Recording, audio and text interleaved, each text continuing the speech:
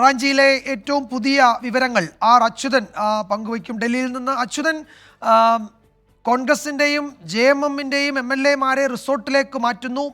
Governor എന്തുകൊണ്ടാണ് ചമ്പൈ സോറിനെ സർക്കാർ രൂപീകരിക്കാൻ ക്ഷണിക്കാത്തതെന്ന ചോദ്യം ഉയരുന്നുണ്ട്. BJP ഒരു അട്ടിമറിക്ക് ശ്രമിച്ചേക്കും എന്നാണോ കരുതേണ്ടത്? ഈ JMM-ൻ്റെയൊക്കെ MLA-മാർ ആ ക്യാമ്പിൽ ഉറച്ചു നിൽക്കുമെന്ന് ഈ ഘട്ടത്തിൽ ഉറപ്പിക്കാമോ?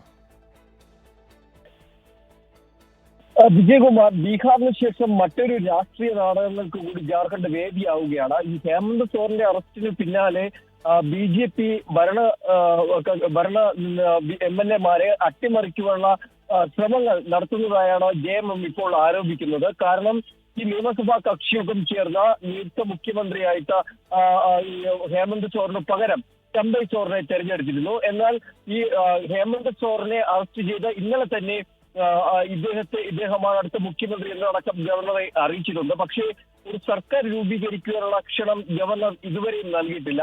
ആ സാഹചര്യത്തിലാണ് ഈ പൊതുവെ സംസ്ഥാനത്ത് ഉയരുന്ന അഭ്യൂഹങ്ങൾ അതിനെ ശരിവെച്ചുകൊണ്ടുള്ള JM പാർട്ടിയുടെ ആരോപണങ്ങൾ പിന്നാലെ വരുന്നത്.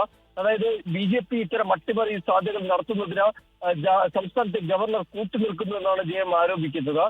ഒപ്പം തന്നെ ഈ MLA-മാരെ JMM-ന്റെയും കോൺഗ്രസിന്റെയും MLA-മാരെ നിലവിൽ ഈ ഹൈദരാബാദിലേക്ക് മാറ്റിയുള്ള ശ്രമങ്ങളും ഇപ്പോൾ ഊർജിതമായിട്ടുണ്ട്.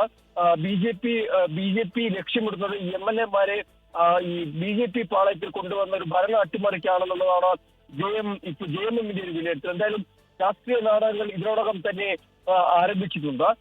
മറ്റൊന്ന്, ഹേമന്ത് സോറിനെ ഈ ED കേസുമായി ബന്ധപ്പെട്ട ഹരണ അഴിമതി കേസുമായി ബന്ധപ്പെട്ട ED ഇന്ന് പ്രത്യേക കോടതിയിൽ ഹാജരാക്കിയിരുന്നു. നിലവിൽ ഇപ്പോൾ ഒരു ദിവസത്തെ ജുഡീഷ്യൽ കസ്റ്റഡിയിലാണ് വിട്ടിരിക്കുന്നത്. മറ്റൊരു സുപ്രധാനമായ കാര്യം, ഹേമന്ത് സോറൻ ഈ ED അറസ്റ്റിനെതിരെ സുപ്രീം കോടതിയെ സമീപിച്ചിരുന്നു. ആ ഹർജി നാളെ അടിയന്തരമായി പരിഗണിക്കുന്നുണ്ട്. ഇതിനെ തുടർന്ന് ജാർഖണ്ഡ് നൽകിയ ഹർജി സോറൻ പിൻവലിക്കുകയുമുണ്ടായി. അപ്പോൾ അത്തരം ശരി അച്യുതൻ, എന്തായാലും ജാർഖണ്ഡ് മുക്തി മോർച്ച കോൺഗ്രസ് MLA-മാരെ ഒരു റിസോർട്ടിലേക്ക് മാറ്റാനാണ് ഇപ്പോൾ തീരുമാനം. ഹൈദരാബാദിലേക്ക് അവരെ കൊണ്ടുപോകുമെന്നാണ് റിപ്പോർട്ടുകൾ. അതിനിടെ ചില MLA-മാർ മിസ്സിംഗ് ആണ് എന്ന വിവരം വരുന്നുണ്ട്. പക്ഷേ അത് സ്ഥിരീകരിച്ചിട്ടില്ല. ഹേമന്ത് സോറൻ നൽകിയ ഹർജി സുപ്രീം കോടതി നാളെ പരിഗണിക്കാനിരിക്കുകയാണ്. ഏതായാലും തിരക്കിട്ട രാഷ്ട്രീയ നീക്കങ്ങളാണ് രാത്രി വൈകിയും റാഞ്ചിയിൽ നടക്കുന്നത്.